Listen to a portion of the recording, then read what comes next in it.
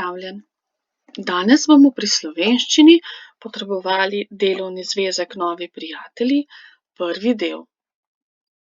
In sicer bomo začeli z delom na strani 34 in nato nadaljevali z delom na strani 35. Kot vidiš, se bomo pogovarjali oziroma bomo brali besedila na temo živali jeseni.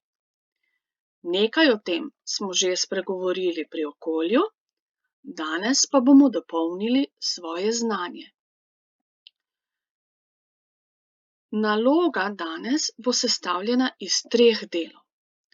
Najprej boš natančno in pazljivo prebral besedila, ki so v oranžnih poljih. To je to prvo besedilo, to drugo besedilo, ki govori o navadnih jelenih, in še na strani 35 besedilo, ki govori o ježu. Ko prebereš posamezno besedilo, rešiš tudi naloge, ki so pod tem besedilom. Bodi pozoren, na kakšen način te naloge rešuješ. Ja? Recimo tule lahko odgovoriš samo ustno na ta vprašanja, ki so zastavljena, ali pa o njih razmisliš. Tule pri navadnem jelenu pa moraš dopolniti povedi tako, kot ti veleva zgornje besedilo.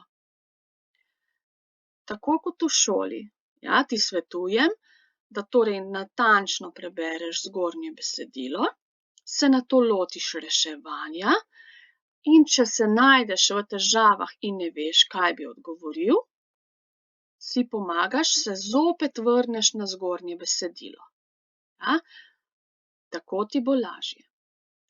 Tele spodnje naloge, dopolnjene povedi prepiši v zvezek, ti tokrat ni treba narediti. Ko boš rešil naloge z navadnim jelenom, si preberi še besedilo o ježu. To besedilo je malce daljše. Reši naloge, prvo, drugo in tretjo, ki se nanašajo na to besedilo. Pri prvi nalogi moraš v besedilu podčrtati poved, ki pove, zakaj so včasih uporabljali ježeve bodice. Pri drugi nalogi moraš podčrtati, kar potrebuje jež, da si zgradi gnezdo.